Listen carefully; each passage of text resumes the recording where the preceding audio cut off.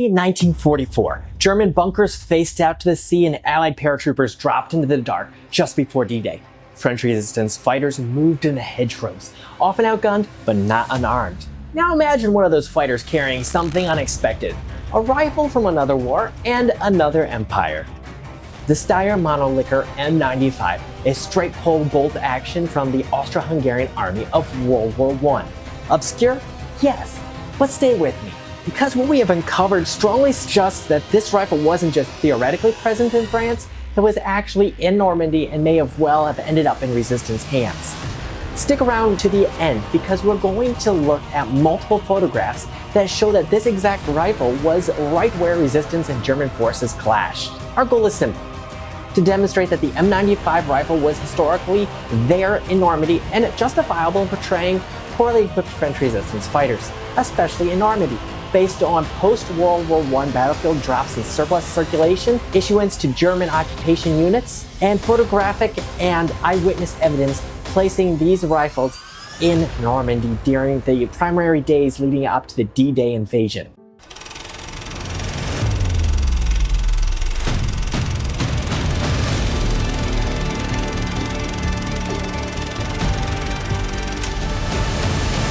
And to understand how it got there, we first need to rewind to 1918. By the end of World War I, over 3.5 million Steyr M95s had been produced. These rifles were the standard arm of the Austro-Hungarian Army, and a few units were even sent to the Western Front in France during the war's final months. As the Austro-Hungarian Empire collapsed, large numbers of M95s were abandoned on battlefields, confiscated by the Allies, or sold into European civilian markets. That includes France, where military surplus and veteran-sold arms could have found their way into civilian hands.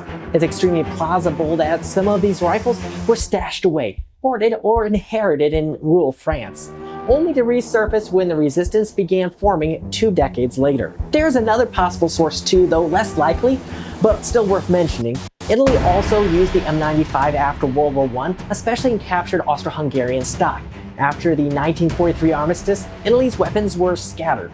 Some Italian M95s were sent to colonial forces, but others were kept closer to Europe. Stamped examples occasionally show up in collectors' markets without clear origin stamps, suggesting some rifles didn't go to Africa and could have been captured by German forces after Italy's collapse. While this is plausible, it's less likely than the Austrian-German origin route. Still, it's worth considering for completeness of this argument. While most M95s issued to Italy were sent to colonial troops, there's small chance that some remained in Europe and were later captured by French resistance. Italian troops occupied southeastern France and the Corsica region from 1940 to 1943. After Italy's surrender, many weapons were abandoned or seized by resistance forces, sometimes during direct clashes. So while not as likely in Normandy, in areas like Corsica or the Alpine Zone, an M95 captured from Italian occupation troops is well within the realm of possibility. And once those weapons were captured or abandoned, what's to stop them from traveling? Arms captured from Italian garrisons in the Corsica or southeastern Alpine region could easily have been funneled across resistance networks, especially as fighters were regrouping or relocating following the Italian surrender in 1943. It's plausible that some of these Italian-issued M95s continued on through France and eventually reaching as far north as Normandy. But the strongest case, that comes from the German occupation of France. When Germany annexed Austria in 1938, tens of thousands of M95 rifles entered the Wehrmacht inventory. I'll try not to butcher the pronunciations of these following names. I am doing my best. So these rifles were redesignated under the German classification system as the Gewehr 95, that's the Austrian issued M95, the Gewehr 211, the Dutch Mannlichers, and the Karabiner 505. That's of course the short rifles.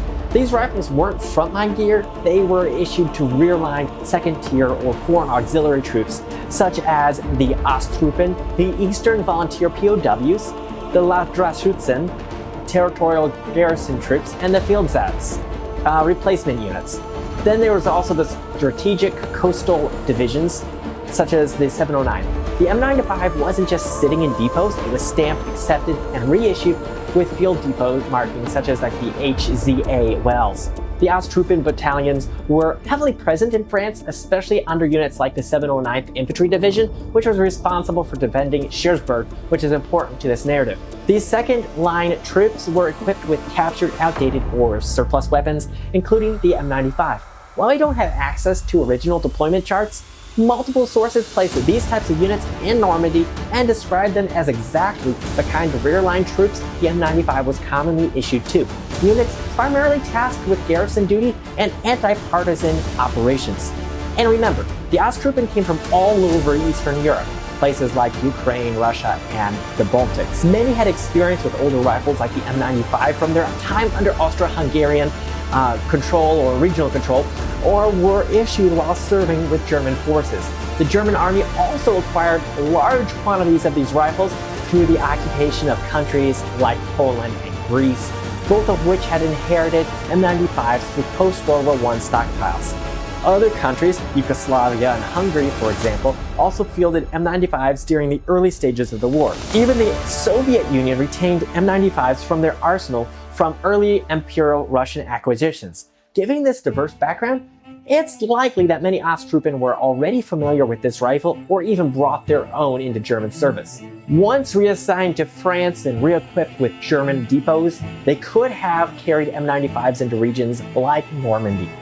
Meaning, when they clashed with the resistance and were overrun, ambushed, or supply lines were raided, these rifles most likely ended up in the resistance hands.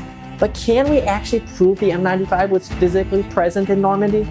Yes. Let's get to the photos, what we've all been waiting for, the visual proof.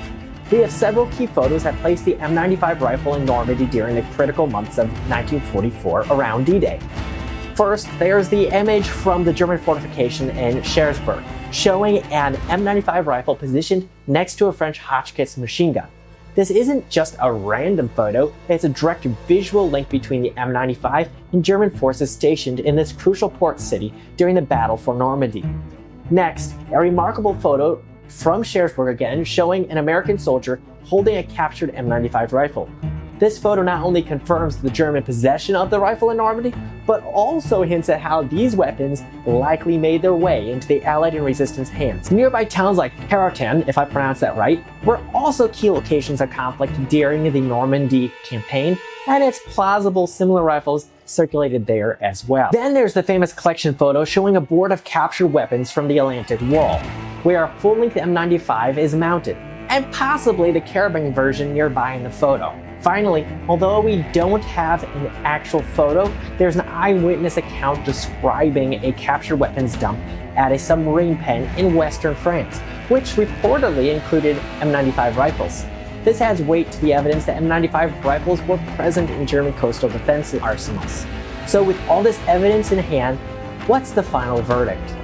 You might ask, if the M95 was there, why don't we see it in photos of the French resistance and of them holding it?